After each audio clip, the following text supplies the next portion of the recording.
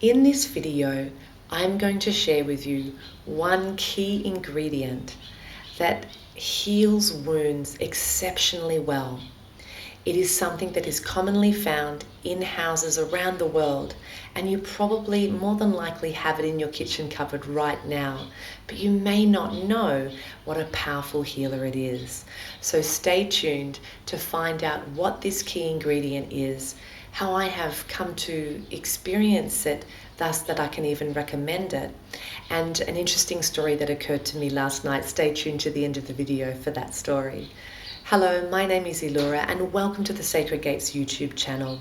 If you're new here, please consider subscribing if you are interested in receiving guided meditations and practical tips for spiritual practitioners and healers to help you on your path of releasing deep level tension through principle-based practices from the Tayshara lineage. Now, this secret ingredient that I have used now 3 times on myself and last night on someone else that I didn't know is an amazing healer.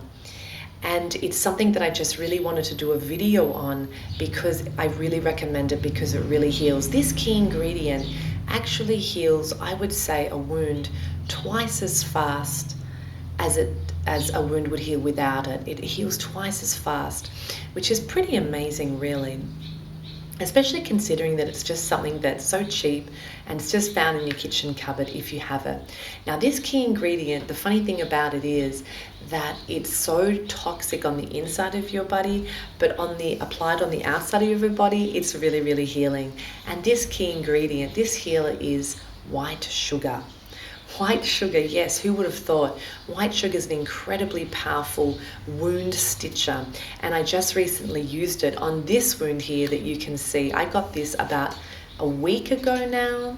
How I got it was that in the evenings, my family and I, we spar. We do healing, we do martial arts, we do rolls and throws and things like that.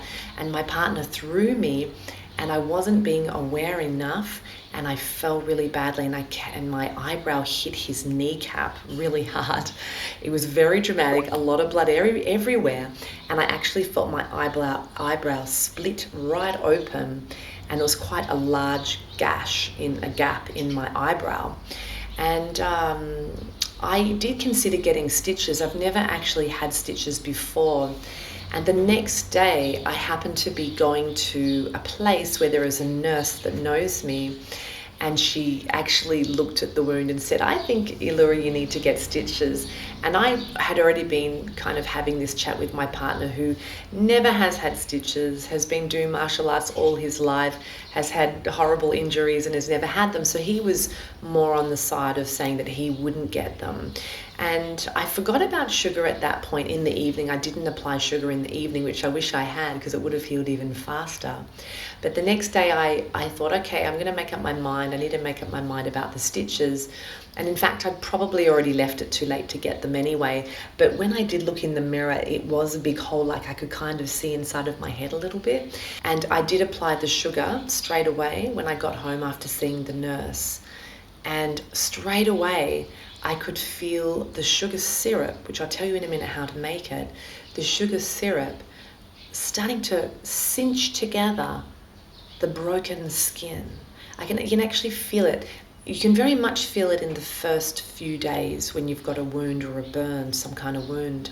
And you can really feel the sugar working. It's very active, and it really tightens in a nice way, warms and tightens, and really works on the inside. The sugar, you can pour it right into the wound, and it actually cinches together.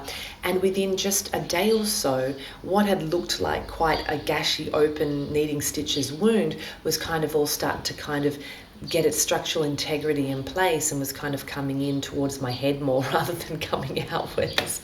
And that hole had just completely closed up. So you have to reapply the sugar syrup, and throughout the day. And how you make it is you get white sugar granules. You can use caster sugar, icing sugar. You can actually even use honey, and you can probably use brown sugar. I'm a fan of the white sugar, but today, as my wound is very well healed now, I'm actually just putting honey on it.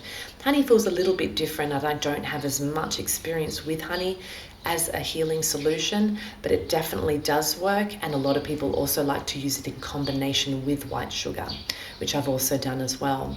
So with the white sugar, you get a saucepan with a tiny bit of water and just over a low heat stir it up. Now you don't want to stir it up so that it becomes a caramel, like a dark caramelly color, because that'll just set really hard and you won't be able to use it on your skin. But you want to basically cook it up so it's not too watery, it's not a caramel, and of course that all the sugar granules have been dissolved. Now putting sugar directly onto a wound without cooking it down also works, and they actually used to apply raw sugar uncooked in World War I and World War II and apply it directly to wounds, and they're serious wounds in a war, like deep gashes from bullets and things like that, and bombs. And so sugar really, really does work. That's why I wanted to do a video on this, because it really is something that's worked for me. And so once you cook it up, of course you let it cool down for a little while because sugar retains its heat. It really does get very hot. So let it cool down, and then when you're ready, just put on a clean wound. You don't need to put any antiseptic on your wound. I actually put antiseptic on this cut here on the first night because I didn't put sugar. I just went into putting antiseptic. I wasn't thinking about the sugar actually, and I put the antiseptic. But it's a good idea to clean a wound in whatever way you need to, but simply apply the sugar to a clean wound. You don't need to have Dettol or betadine or anything right on top of that wound in order to put the sugar. Just put the sugar straight on, and then you put a poultice like you can see here in my video. I have a white headband and a gauze and a cotton pad with the sugar. So I actually put the sugar on the wound, and then I also put some onto the cotton pad, and then I put that pad on top, so it's really sugared up. And as sugar dries throughout the day or throughout the night, and then it kind of looks like sugar crystals all over, for me it's all over my eyebrow. So it's fantastic. It really, really heals very, very fast.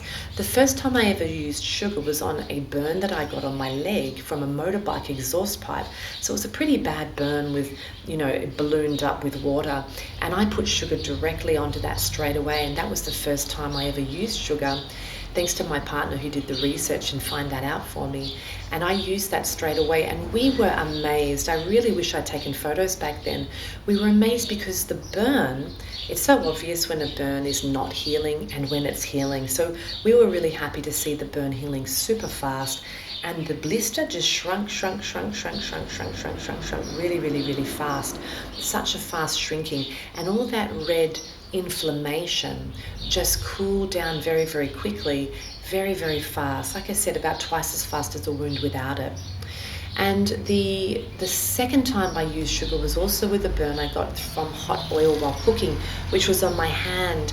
And it took a long time to heal because I was just using betadine, and I thought, I won't use the sugar, it's in a kind of difficult place. But eventually I just was tired of this poor piece of skin on my hand that was continually kind of dealing with this oil burn, which is really painful if you've ever had an oil burn. And I then eventually thought, you know what, I'm just going to put sugar on this. So fast. I wish I put it on from the beginning. So sugar is extremely powerful. They use it a lot in poorer countries where they don't have access to even things like antibiotics to apply to the skin. If people were to use antibiotics, they use sugar instead. So sugar is very commonly used. Also for abscesses and slow wounds to heal, sugar is often applied. So now to the end of my story. So the story that I have is last night I actually had to go out at night time to go and do a little bit of shopping quickly. Around 7:30 I went out, and I went to a local convenience store, and they didn't have what I want, so I actually left empty-handed. And as I came out, I saw a beggar, a homeless man. And I knew he was going to ask him for money, and I wanted to give him money. So I went to my bag and I took out some money and I gave him some money. And when I looked down, I could see that some of his toes were bandaged. And in fact, where they weren't bandaged were raw, open wounds. It was really bad, and he was crawling along the street trying to avoid scraping his open wound on his feet, both his feet, on the ground. It just really upset me and moved me inside. And actually, when I took a closer look, he didn't actually have his big toe anymore. Both his big toes had been worn down, perhaps through needing to crawl in the street. Maybe he had spinal injury, whatever it was. And I just felt compelled to help him. So I went back to the convenience store. I bought gloves. I had my face mask. I bought a bottle of water and a little cake thing for him. And then I went to the pharmacy next door, which was still open, and I bought gauze and betadine and a couple of bandages and things like that, and went back to him and bandaged him and cleaned him up and everything and put this gauze. And before it was a bit of a process. It took about half an hour to do. And in the meantime, before I got really, really started on it, this really lovely woman came over and she also wanted to help. So I said, look, she said, how can I help? I said, go and see in the convenience store if they have shoes. And they did have shoes, and she brought back the shoes. He didn't want the shoes. And by the time we bandaged him up, he didn't want the shoes, and his bandages were so big that his shoes didn't fit on anyway. And she also said, what else can I get? And I said, actually, why don't you go and get some sugar? And she didn't question me. She was great. She just went and did it. And I did tell her later that, sugar's fantastic and things like that. And I opened up the bag and poured the raw sugar directly onto this rather large, dryish wound. And a lot of it fell off, and I got her to translate for me in his language about World War I and World War II. And after she translated, he lifted his toe up and just dipped the wound on the street side in the pile of sugar. And there was sugar all over this wound. It really was quite an interesting moment. And then we bandaged him all up, and that was it. And he had, new bandages until someone else helps him, I suppose. So an unfortunate situation for him. But sugar came in handy, and I hope that the sugar works. He's now got a big pack of sugar. I don't know what he's going to do with it. He may be motivated or lucid enough to apply it. He may eat it or share it or throw it away. I don't know. But sugar does work. So that is my story for today on sugar, a wonderful healing agent. Terrible on the inside of your body, but fantastic on wounds. And in fact, since I've had my sugar out on my bench, which I have kept in the back of my cupboard for some time, I'm actually now going to make a scrub with it, because it's also good for exfoliating the skin. So thanks for tuning in, guys. I hope this has been an interesting video. Give it a thumbs up, subscribe if you haven't already, and please comment below if you have something that's great for healing wounds, or if you yourself have had an experience with healing a wound with sugar also. Please comment below. I really love to receive comments from you. Okay, bye-bye for now. Thank you for tuning in. Bye.